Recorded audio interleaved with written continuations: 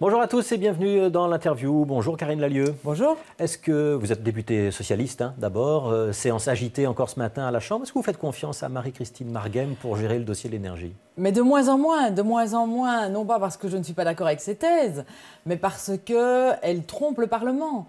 Elle nous affirme depuis des semaines qu'elle n'a pas de commenté d'études juridiques, qu'elle l'a rédigé elle-même avec ses collaborateurs. Et puis aujourd'hui, la presse annonce qu'elle a demandé une étude juridique, qu'elle a cachée. Notamment dans le journal Le Soir ce matin. Oui, qu'elle a cachée au Parlement parce que l'étude juridique va à l'encontre de sa propre thèse, comme le Conseil d'État va à l'encontre de sa thèse, et comme l'Agence fédérale de contrôle nucléaire va à l'encontre de sa thèse. Donc, alors on va essayer de Madame la expliquer pour tout le monde. Madame la ministre a raison contre tout le monde, c'est ça qu'elle est en train de nous expliquer, et ment au Parlement. Donc le fait du jour, c'est qu'elle dit avoir rédigé elle-même un avis juridique, et en fait on découvre que cet avis juridique, il a été commandé à un conseil, un cabinet d'avocats, mais qu'on a gommé certaines parties. C'est ça. C'est un copier-coller sélectif. Voilà, copier-coller de ses propres mains. C'est grave ça ou pas? Mais oui, c'est grave parce que quand le Parlement demande « est-ce que vous avez commandé une étude juridique ?» Mais que les ministres se fassent conseiller par des cabinets d'avocats, ça a toujours existé. C'est normal. Mais quand on leur demande « est-ce que oui ou non vous l'avez fait ?» qu'elles nous disent la vérité. On ne demande pas effectivement de dire à Madame la ministre qu'elle n'est pas une bonne juriste. On lui dit « est-ce que vous avez fait une étude ?» Non. Voilà, elle a menti. Et cette étude juridique ne va pas dans sa thèse. Donc elle ment parce que ça ne va pas dans sa thèse, ça ne va pas. Elle devait simplement, tout ce qu'on lui demandait, c'est de déposer cette étude juridique devant la Chambre. Il s'agit de centrales nucléaires. Il s'agit de la sécurité de nos concitoyens. Il s'agit de la sécurité d'approvisionnement pour nos entreprises, pour nos ménages. Eh bien, je pense qu'elle fait ce dossier avec beaucoup de légèreté, ce qui n'est inacceptable. Qu'est-ce qui se passe quand un ministre ment devant le Parlement? Si c'est que l'opposition qui le dit, c'est pas très grave? Ah, c'est pas très grave, sans doute pour la majorité, mais je trouve vraiment que la démocratie mérite une transparence, que le citoyen mérite toute la transparence. Peut-être pas le parlementaire, selon Mme Marguem, mais moi, je représente ici le citoyen, qui demande évidemment de la transparence dans un dossier aussi sensible que le dossier nucléaire. Et que va penser aussi les acteurs du secteur demain? Est-ce qu'ils vont encore investir dans notre pays parce qu'il y a cette insécurité juridique que la ministre crée elle-même? Alors, on va essayer de ne pas être trop technique pour le téléspectateur, mais le fond du dossier, c'est de savoir s'il faut un permis d'exploitation pour prolonger les centrales de Doel 1 et Doel 2. D'avoir votre position, il fallait ce permis d'exploitation? Évidemment. Et de production? Évidemment, puisque Doel 1 est fermé légalement. C'est la seule centrale qui est fermée légalement.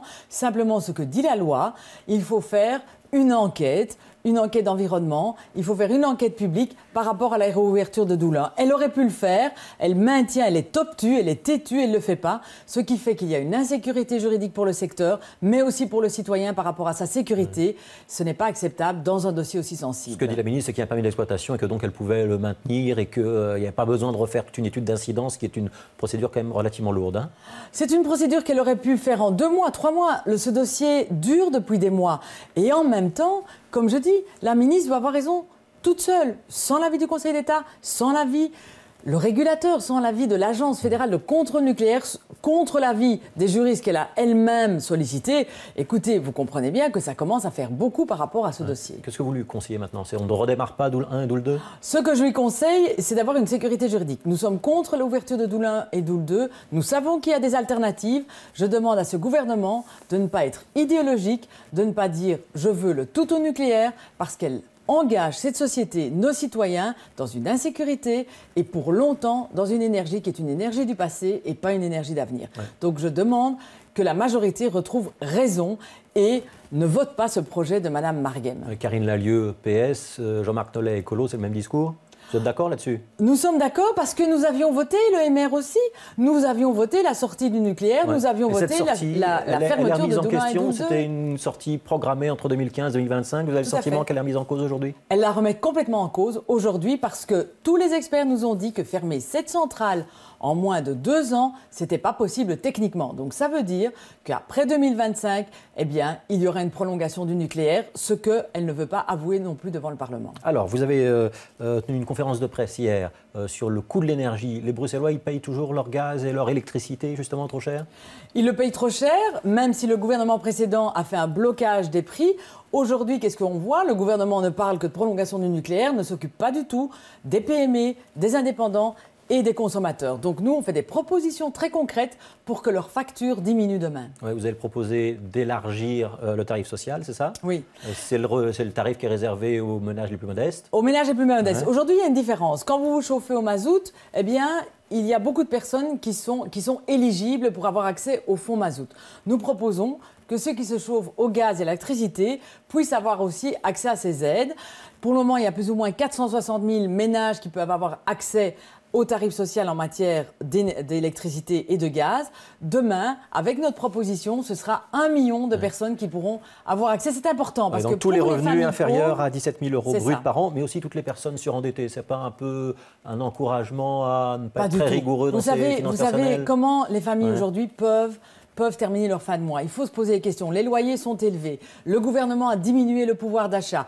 Il exclut des gens du chômage. Je pense que aujourd'hui, on doit faire un effort envers ces familles qui ont du mal à payer leurs factures. Je rappelle aussi que les centrales nucléaires sont amorties depuis bien longtemps, que le Belge a payé cher et vilain son électricité pendant des années, et je dis que c'est un juste retour de la part du secteur et de ce gouvernement vers les familles les plus défavorisées. Oui, la facture d'énergie pèse 20% pour les familles les plus défavorisées. Donc ce que vous proposez, c'est que le prolongement des centrales, ce soit en échange d'une taxation qui permette de financer cet élargissement du fonds énergie. Mais pour il y a une rente nucléaire, il y a une contribution. Prolonger les centrales, ça vous permet d'avancer. Pas du tout, parce que même si on ne prolonge pas les centrales, évidemment qu'il y a une rente nucléaire parce que d'autres sont encore ouvertes jusqu'en 2025. Mais je dis que ce gouvernement a la possibilité de financer cette mesure qui est d'ailleurs mise en évidence par le médiateur de l'énergie en disant aujourd'hui, ces factures pèsent trop lourd pour les familles les plus fragilisées. Ouais. Vous avez fait 7 propositions hier.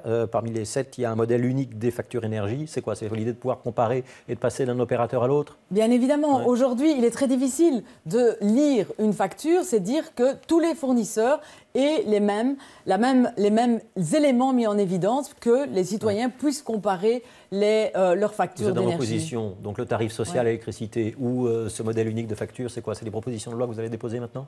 Oui, elles sont déposées, bien entendu. Ouais. Et donc, il y a une chance qu'elles soient Mais je l'espère. Ce que j'espère, c'est que ce gouvernement. C'est du travail d'opposition qui n'aboutira jamais. Ce que j'espère, c'est que ce gouvernement n'est pas sourd aux difficultés que vivent aujourd'hui les ménages et les familles, notamment dans le cadre de l'énergie. Et je rappelle que le gouvernement précédent avait agi. Ils avaient bloqué les prix. Je demande aujourd'hui que ce gouvernement prenne la mesure des difficultés des ménages par rapport à un coût de l'énergie qui est de plus en plus cher.